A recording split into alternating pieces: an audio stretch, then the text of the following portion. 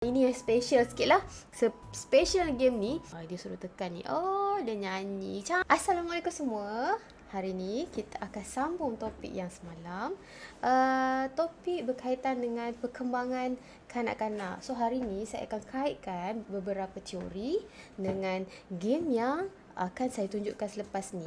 Okey, untuk hari ni saya akan bermain game Shape and Colour. Kalau tengok dekat Play Store, boleh tengok dekat logo yang ada gambar tiga segi warna biru, hijau, merah, empat segi merah ni Okey, boleh cari nama Shape and Colour. So, kenapa bermain ni penting untuk kanak-kanak? Ada satu pertanyaan yang saya terima. Kenapa kedai buku mesti ada jual mainan? Actually, untuk kanak-kanak, cara dia belajar adalah dengan bermain. Tak semestinya menggunakan buku. Jadi, untuk entry kali ni, saya akan kongsi sedikit mengenai kepentingan bermain game ni untuk kanak-kanak dalam diorang punya perkembangan pembelajaran lah. Okey, tahu ke yang bermain ni adalah yang dikendalikan secara terancang untuk kanak-kanak bermain. So, proses pengembangan ni dia akan berlaku secara menyeluruh. Okey, menurut Piaget, Jean Piaget ni adalah teori perkembangan kanak-kanak yang dia huraikan mengenai konsep bermain ni. So, main ni sebenarnya memberi peluang kepada kanak-kanak untuk mencurahkan idea. Dia mencurahkan perasaan, dia mencurahkan emosi juga. Jadi, dengan bermain ni dia dapat express, dia dapat lepaskan dia punya perasaan tu. So, bermain ni juga boleh membolehkan kanak-kanak untuk lebih tenang. Sebab apa tenang? Sebab dia dah riliskan dia punya stres tu. Jadi dengan main ni anak akan menyediakan diri untuk ke tahap yang seterusnya sebelum masuk ke alam dewasa. So itu adalah beberapa perkara yang Jean Piaget telah nyatakan. So ada beberapa lagi perkembangan kanak-kanak yang kita boleh kategorikan dari segi fizikal, kognitif, sosial emosi. So hari ni saya akan ceritakan dengan bahagian kognitif lah. So this is the main of the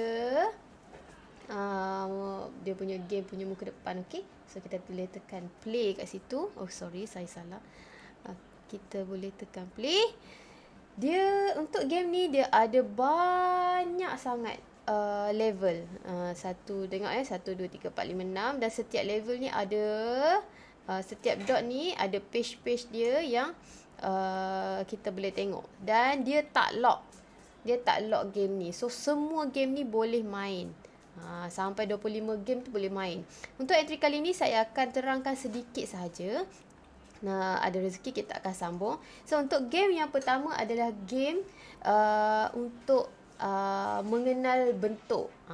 Anak perlu tarik dan sesuaikan pada bentuk yang sesuai. Macam bulat ni, dia kena pilih bulat yang besar. Dia tak boleh pilih bulat kecil ni sebab bulat kecil yang ini. Jadi anak tu kena kenal pasti yang mana bentuk dia. Kat sini kita boleh pastikan anak tu guna minda dia kiri dan kanan. Sebab apa minda kiri dan kanan? Sebab dia kena kenal pasti yang sengit ni yang kat mana. Tengok tiga segi ni ada lebih kurang. Jadi anak kena tengok yang atas ke yang bawah. Jadi dia akan menggerakkan akal fikiran dia untuk untuk mengenal pasti mana satu bentuk lah. Contoh macam mata ni. Yang ni kena kat sini. Okey.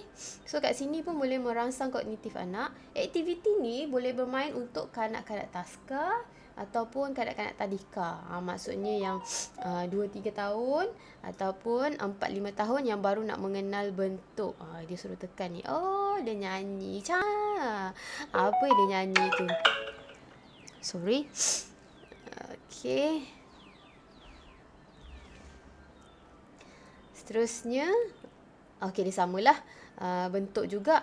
Jadi untuk game yang kedua ni sebenarnya dia lebih kepada macam untuk cari benda yang tersembunyi. Tapi yang ni kita sepahkan semula bilik. Kat mana bentuk yang sesuai. Jadi anak tu kena mengecam. Dia mengasah minda anak untuk mengecam, mencari, fokus. Semua tu diguna. Dia tu semua dia kena guna. Kat mana nak letak semua ni? Okey? Kat mana nak letak semua ni? Tengok ada muzik tak? Contoh macam ni kat sini. Kalau tak boleh match, kena masukkan betul-betul. Ini hadiah. Dalam masa yang sama juga, anak boleh mengeluarkan perkataan baru. Ini dulang. Jadi tak boleh biarkan anak tu bermain sendirian. Kita boleh membantu anak dengan bimbingan. Bagi anak main game tu dengan bimbingan. Masuk bimbingan, jadi kita boleh sebut ni xylophone. Tak adalah dia main begitu saja tanpa tahu apa yang sedang dia main, apa yang sedang dia matchkan tu. Frame. Jadi anak akan tahu frame. Tak adalah dia tak tahu ini adalah frame. Jadi itulah yang kita katakan, melalui bermain ni anak akan lebih bijak dan lebih pandai. Janganlah game tu sunyi je. Kalau macam game yang ABC tu, game yang ABC tu dia ada sebut. Dia ada sebutkan A. Jadi anak tu akan follow. Sebab tu banyak ramai murid yang lebih tahu ABC berbanding dengan benda-benda yang daily life ni. Macam tu. Okey, seterusnya game yang ketiga. Game yang ketiga ni ini yang special sikit lah. Special game ni dia tak colour. Kita tak ada macam pilih-pilih colour kat tepi ni kan, kita tak ada pilih-pilih colour. Tapi tengok yellow. Dia sebutkan. So kat sinilah bagusnya game ni. Green. Jadi anak tu tahu warna bila dia menekan pada kawasan yang kena colour tu. Gitu. Red. Yeah.